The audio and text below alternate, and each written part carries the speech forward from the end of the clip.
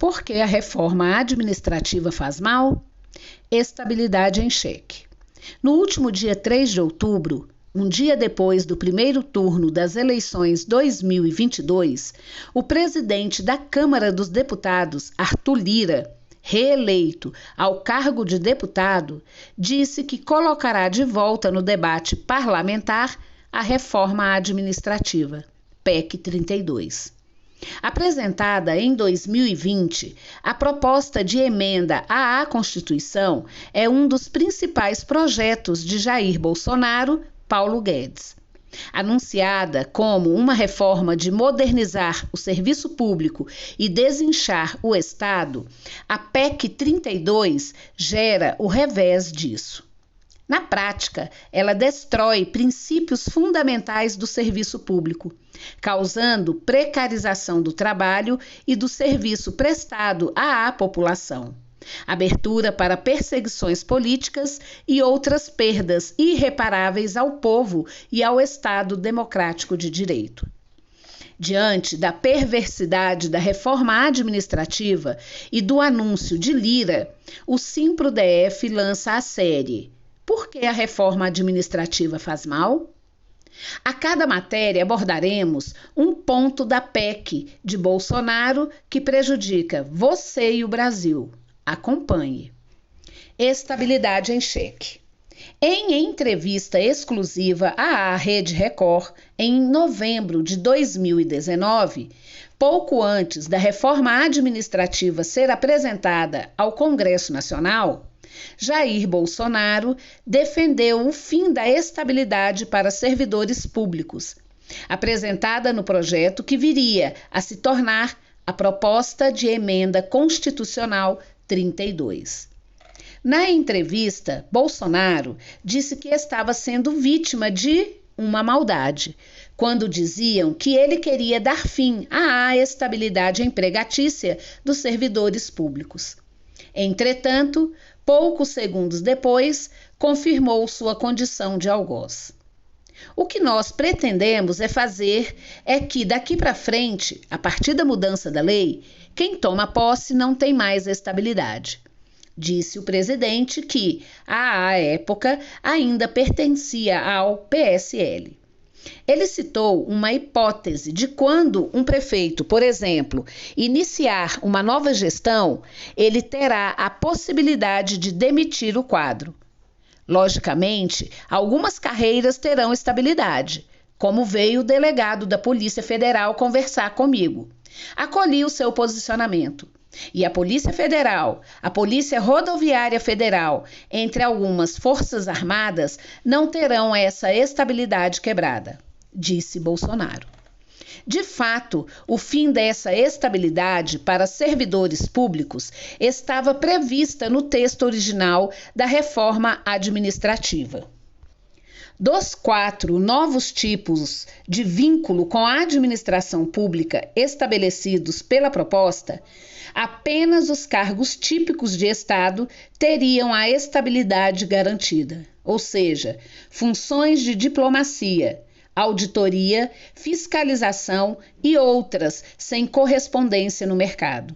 Os outros 3, que reúnem mais de 90% do funcionalismo público, estariam sujeitos ao fim da estabilidade. Em agosto de 2021, o relator da reforma administrativa na Câmara dos Deputados, Arthur Maia, apresentou parecer favorável ao projeto, mas com alterações no texto, implementadas, sobretudo, pela pressão das diversas categorias do funcionalismo público. Uma delas era a manutenção da estabilidade para servidores após cumprirem estágio probatório de 3 anos. Entretanto, o advogado Marcos Rogério, especialista em direito constitucional e direitos dos servidores públicos, afirma que a estabilidade dos servidores públicos continua em xeque. Isso porque, no relatório de Maia, a PEC 32 alarga o contrato temporário para todas as áreas públicas que não forem as de função típicas de Estado. ao permitir que os contratos temporários sejam utilizados ao bel prazer, ele, o relator, alarga demasiadamente este conceito e, de forma fraudulenta, quebra a estabilidade dos servidores. O advogado ainda reforça que está mantido no texto da PEC a possibilidade de realização de instrumentos de cooperação entre o governo federal, estadual ou distrital com entidades privadas para a gestão dos equipamentos públicos, como escolas e hospitais. Hoje, uma escola, por exemplo, com servidor estável, com concurso público, já tem dificuldades em garantir educação? Imagine em um modelo em que os professores não têm estabilidade, não têm concurso público, com políticos podendo indicar quem vai ser contratado nessas atividades privadas. Analisa Marcos Rogério. A coordenadora de finanças do Simpro-DF, Luciana Custódio, lembra que a estabilidade empregatícia dos servidores públicos é determinante para a realização de um serviço de qualidade à população e para a continuidade das políticas públicas. Para se ter políticas públicas eficientes, é necessário que tenhamos servidores com qualificação e autonomia para fazer o que corresponde ao interesse público e não aos interesses de setores específicos. Com a estabilidade em xeque e, portanto, sem autonomia, poderá ser imposto ao servidor público um cenário de tensão sobre o que deve ser feito e o que alguns desejam que seja feito, sob ameaça de represália.